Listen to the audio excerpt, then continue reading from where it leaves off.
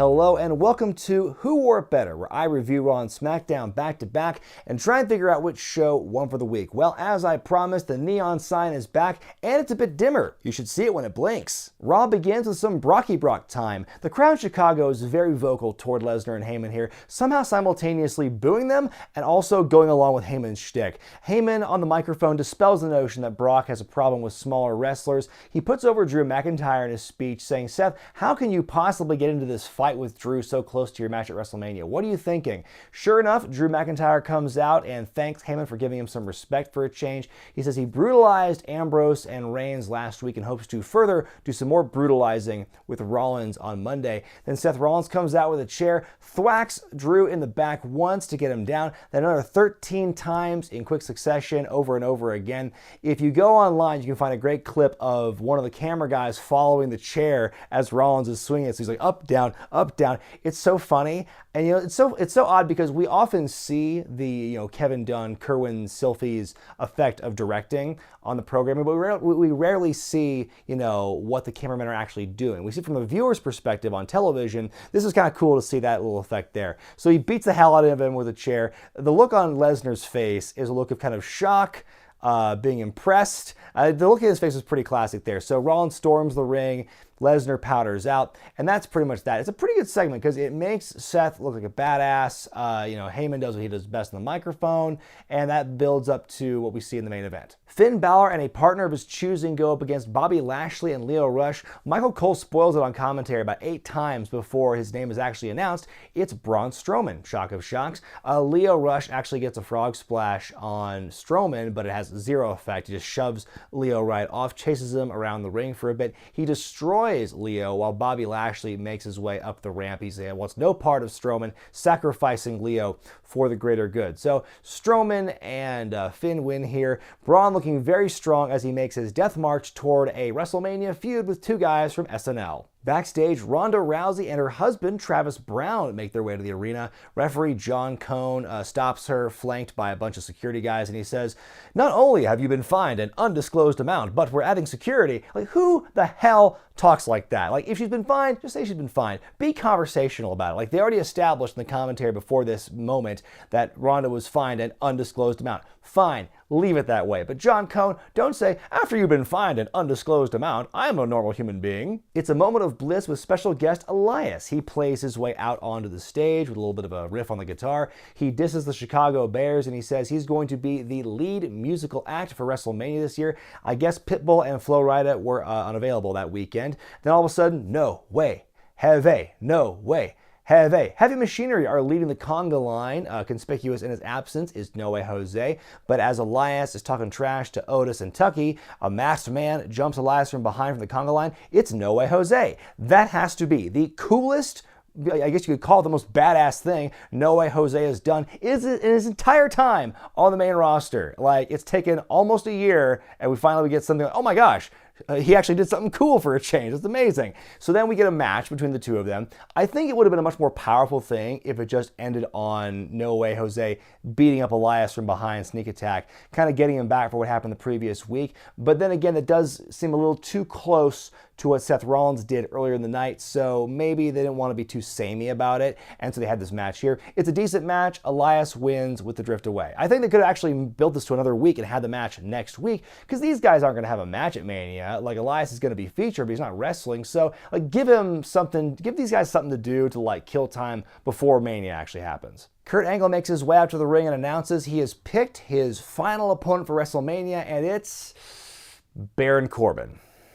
I could just, I could just literally do 5 minutes of me making exasperated noises, and that would, I think, more than adequately, match the mood that a lot of us have about this announcement. Like, look, let's look at it from a logical perspective. I know, humor me here. From a storyline perspective, this actually makes a lot of sense because Kurt and Corbin have been feuding for months, ever since Kurt was general manager, and Baron Corbin usurped his position. Like, there is a reason for this, and Kurt explains as much in his promo as to why he picked Corbin for that. I get that. And if you're looking at all of the main roster full-timers who don't have anything else going on for Mania, Corbin's probably the best choice, like, for this kind of thing. But I can understand why fans are pissed about this, because WrestleMania has this reputation now of having dream matches. And this does not feel like a dream match to me, and to a lot of people as well. And you would think that if Kurt's going to have his farewell match, if this is indeed his final match, which the jury's still out as far as I'm concerned, if this is actually his last match, then Baron Corbin feels like a waste of a final opponent. You'd think Angle deserves better. I think that's what a lot of people say. It reminds me a lot of a couple of years ago when Shane and AJ Styles were wrestling at WrestleMania. People thought AJ Styles deserved so much better than to have Shane McMahon as his opponent for WrestleMania. Like, I got it then, I get this now. And I agree, I don't think this is a match I want to see at WrestleMania. You can put that on literally any other pay-per-view for the whole calendar year, just not WrestleMania. Not for Kurt's, possibly farewell match. I'm not 100% sold on that. But yeah, I get it, I doubt they're going to pull an audible on a show where we've already had a couple of audibles. I don't think they're going to just pull the wool out one last minute and replace Corbin or something. They're going to have Angle, Corbin at Mania, whatever. Great for Corbin. Great for his resume to wrestle Kurt Angle in his final match at WrestleMania. That's awesome for him. And I'm sure that Angle Corbin is going to be a good match. Not a great match, but a good match. But it's just not what the fans want. And, it is what it is. Getting that bad taste out of our mouths, Kurt wrestles Chad Gable, which is really cool because Chad has always said that Kurt Angle was one of his heroes, and they're both former Olympians, both great wrestlers. And it's really cool that Chad, came out in his original singles gimmick with the singlet and the old American Alpha theme and, that kind of thing. He didn't dress like Bobby Roode for this one, for example. So it was a really good match. I actually put the ankle lock on Angle at one point, but Angle wins with the ankle lock. Yay, sportsmanship. Big bad shithead Baron Corbin comes out, rains on the parade, and says he's going to beat Angle at WrestleMania. Man, I think he's going to get, some nuclear heat when he comes out. Because, WrestleMania crowd's full of, the smart fans, the ones who are kind of with it. And so when he comes out, everyone knows nobody wants him. People barely want him to exist, much less have a match with Kurt Angle at WrestleMania. So I can imagine that when he comes out, the heat will just rain down upon him. I wish that MetLife were a closed dome stadium, because I don't think the open air environment is going to really accurately capture how many people are just going to boo the shit out of Baron Corbin at Mania. Sasha Banks and Bayley make their way to the ring, and they're asked the question, are they ducking the Iconics on SmackDown? They say no. In fact, we're going to wrestle them in a match tomorrow on SmackDown. Natalya and Beth Phoenix interrupt. Beth cuts a promo saying she's coming out of retirement because she wants to challenge them for the Women's Tag Team Championships at WrestleMania. Bayley and Sasha throw some shade at Natalya and Beth. We get a bit of a scrap, shove of doom. We then get a match between Sasha Banks and Natalya. It does not end conclusively, though, as Nia Jax interrupts on the stage, talking some trash on the mic. Tamina, wearing what I think is either finally a piece of merch for her or it's a custom hoodie, jumps Sasha and Bayley from behind, scampers off, and the match is over. I'm starting with the mojo in the mirror. Up next, Jinder Mahal versus Ricochet. It's actually a surprisingly good match. This was not a squash by any means. I think both guys looked really good here. Jinder looking good in defeat. Uncle Rico wins with the 630. For the Hall of Fame, they announced the recipient of this year's Warrior Award, longtime WWE employee Sue Aitchison, who has spearheaded a lot of the company's outreach programs over the last 30-some-odd years, especially with Make-A-Wish, so very deserving person. It's crazy it took this long, but we finally have a Warrior Award recipient that the Warrior himself would have wanted, because in his Hall of Fame speech, he said he wanted the award to go to unsung heroes in the company, and now we finally get that. After a Seth Rollins promo backstage, we go to the Raw Women's title match as Ronda Rousey defends against old loser McLoserface, Dana Brooke. Oh, Dana Brooke, what a big old loser. They're just building her up as the biggest sad sack of all time. She does lose in a squash match to Ronda Rousey here. Sorry, no upsets, no hope spots for you, Dana. And so Ronda keeps the armbar locked in after the bell rings. Dana's screaming her head off. They have to break it apart. Ronda shoves the referee. She makes out with her husband at ringside across the barrier. She beats up security. they hop the barricade and they make their way through the back. And, you know, one thing I will say, Travis Brown does not emote one iota. He has no facial expression going on here, so at least Ronda has him beat in that department. You know, I like edgy heel Ronda. I don't care so much for her kayfabe breaking stuff she's done the last couple of weeks or so, saying wrestling's fake and whatnot. You know, I like the way she kind of like talks down to the fans though and kind of belittles them for their expectations, the way they turned on her. I think you can talk down to the fans effectively as a heel without pulling back the curtain, but that's just me. So earlier in the night, after they announced Baron Corbin was going to be Kurt Angle's WrestleMania opponent, you saw a backstage bit where he was kind of talking with the Revival. Apollo Crews shows up, calls him out. So we have this match here, Baron Corbin versus Apollo Crews. And right from the get-go, the announcers explicitly state there's all this online anger and vitriol over the news of Corbin being Angle's opponent, which I think is the smart thing for them to do. I think they should embrace this. If we're all going to suffer this together and we're all going to go through this matchup, they might as well embrace this real-life animosity fans have about this match happening and make Baron Corbin just like drink it in and embrace it and say, hey, like y'all don't like me being here, but I'm still here and I'm going to fight Kurt Angle. Like, make it work for them.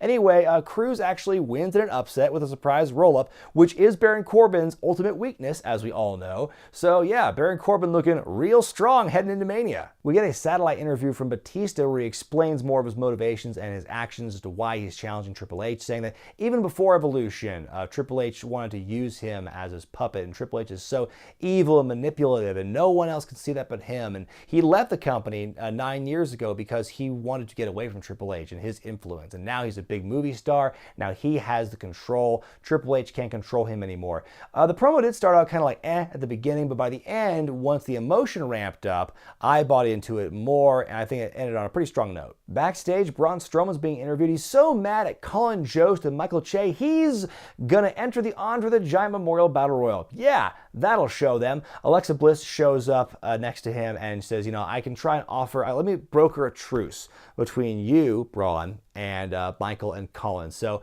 Braun gives her a week, so we'll see what happens next week. Main event time, Drew McIntyre takes on Seth Rollins. You know, I know it's been almost 3 hours since Drew got beat to death with the chair, but can we have him sell it a little bit? Like some kind of like limp or going, ooh, ow, my back. Anything like that? No, he's just going to not sell it at all. That pissed me off.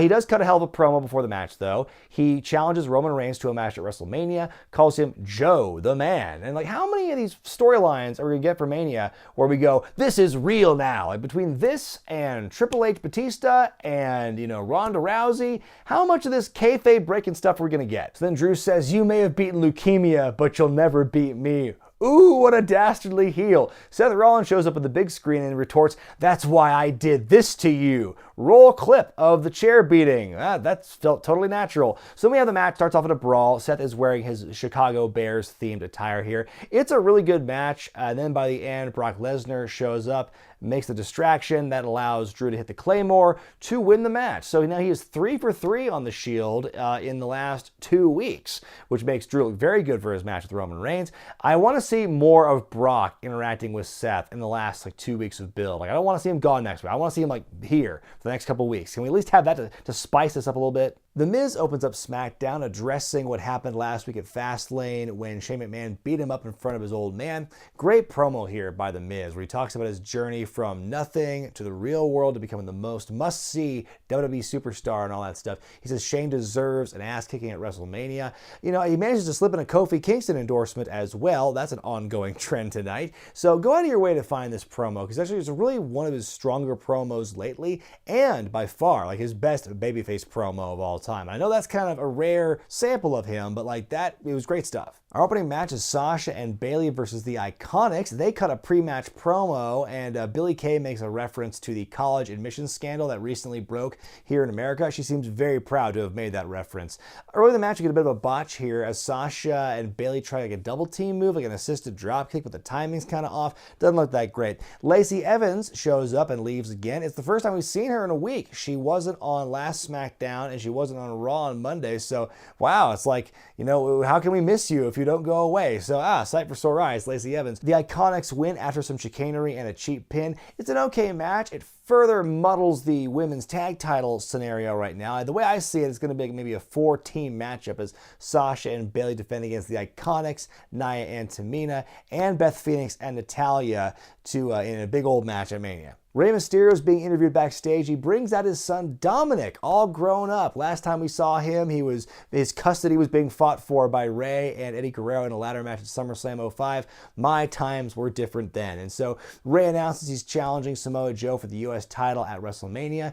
Dominic says he's going to be there at ringside to cheer his dad on. Now, I know Rey wasn't there for the bulk of the AJ Styles Samoa Joe feud last year, but considering now there is a family member getting publicly involved in this, things might not end so well for the Mysterio family. Also, Rey is the only babyface on this night who gets interviewed and who does not publicly endorse Kofi Kingston. What a dick. It's the new and improved KO show. Kevin Owens shows up with a blazer and tie over his t-shirt as he brings out his guests Charlotte and Becky Lynch. Kevin's a great moderator here because he just all he does is just provide exposition as to why Charlotte and Becky are fighting and why Ronda's involved, and he's got great comedic timing. He basically goads Becky and Charlotte into having a fight right then and there as he leaves the ring. We get a knocky-draggy between the two ladies. Security's getting beat up as well. What a big fight, and that's pretty much where it ends. AJ Styles being interviewed backstage, comparing himself to Orton and how he's going to tear the house down at WrestleMania at Orton's expense, also puts over Kofi Kingston. We then go to a Daniel Bryan promo in the ring where he cuts down Kofi Kingston, saying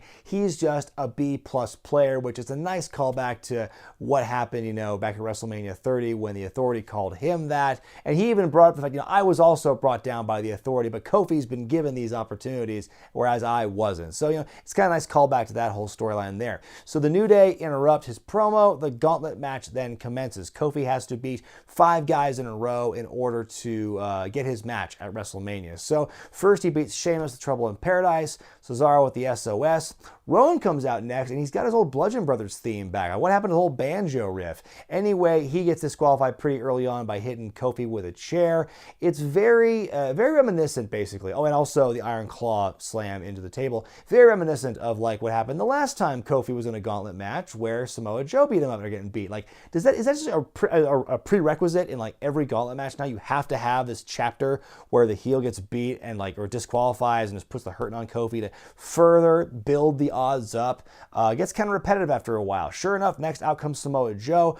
Kofi with the upset pin on him. Samoa Joe beats Kofi up some more, so a lot more that's just beating down, how much more of these insurmountable odds is Kofi going to go through. One thing I liked about this match here is that you keep cutting to the backstage area where you see a growing number of people cheering Kofi on, watching the monitor. It starts out with just Xavier and Big E, but every time it cuts back, you see more and more people just adding to the mix and stuff. It's really cool to see that kind of moment there, how everyone's just kind of galvanizing around Kofi here. So Randy Orton's the last man in the gauntlet match. As he's beating down Kofi on the outside, he picks him up by the hair and he says, "Stupid." Oh my God, another great callback to their classic matches many, many years ago. But Kofi with a surprise roll-up win. He seemingly wins the gauntlet match. The New Day come out and celebrate with him. Everyone's happy. But then Mr. McMahon shows up and says, "Wait, hold on a minute, playa. You've got one more opponent in this gauntlet match to face, and it's Daniel Bryan." Kofi fights valiantly, but ultimately Daniel wins with the running knee, and the show ends on a big fucking downer. Big old wet fart to close out Smackdown. Part of me knows deep down we're still gonna get Kofi versus Daniel Bryan at WrestleMania. But man, how many hoops does Kofi, and by extension we the fans, have to jump through to get that payoff? I mean, it's overkill at this point. How many, is it not enough that Kofi has to beat 5 guys to advance and get his shot? Does Vincent McMahon need to come out with a gun and shoot him too? It just seems like every week we got to get Game of Thrones before we get some kind of satisfying payoff, which is not guaranteed. Kofi may still lose at WrestleMania, so all this agony and anguish in this build may still be for nothing. Whatever happened to hope spots? Whatever happened to, just Kofi coming out strong? It was a swerve for the sake of a swerve with Daniel Bryan coming out. It was just overkill. Also, some thinly veiled political commentary by Byron Saxton during the match, where he says Kofi has to work twice as hard to get half as far, which is a common narrative used to describe the experience for black people in this country. So very interesting by the Sax man to make that comment. We will see where this goes next week, but I feel we're getting to that point where the fans may stop, you may have just broken their hearts too much, to care. I hope it doesn't get to that point. Time now for me to decide which show won for the week, Raw or Smackdown. And you know what? This week I'm going to go with Raw, simply on the basis of it didn't have a shitty finish to a match like Smackdown did. You know, there's a fine line where once it's crossed, I think you've insulted the fans' intelligence. And the finish to the main event on Smackdown, to me, crossed that line. We did not need a screwjob finish after an hour of wrestling to hold us over and keep our interest for the next week. Somebody on Twitter, whose name is NameDead, made a really good point that I saw tonight, where, you know, not every babyface needs to be booked like Daniel Bryan from 5 years ago. You could have strong babyfaces who just consistently win. You don't need to have this like underdog story for every single main event babyface. It's like, you know, what was it, 20 years ago they found the silver bullet with Austin versus the Authority. Great, we're gonna drive that in the fucking ground. We're gonna squeeze the blood out of that stone for as long as we possibly can. And now they found gold with Daniel Bryan at WrestleMania 30. Great, we're gonna do that all the time. We're gonna have baby faces just job out and keep getting screwed until finally maybe they get the payoff and the satisfying win. And that's what we're seeing here with Kofi. And I think there's a balance. You can find a balance between that kind of like, you know, fighting the Authority, but also winning and also getting a leg up on the heels every once in a while. I understand the story and I can appreciate the story they are trying to tell, but it has just gotten tiresome. And like I said, the thing is, we don't even know if it's going to be a satisfying payoff at Mania. Let me know what you thought about Raw and Smackdown this week in the comments section below, and be sure to vote which show you thought was better in the gimmick in the upper right hand corner of your screen. I'm Brian Zane, and I'll see you next time.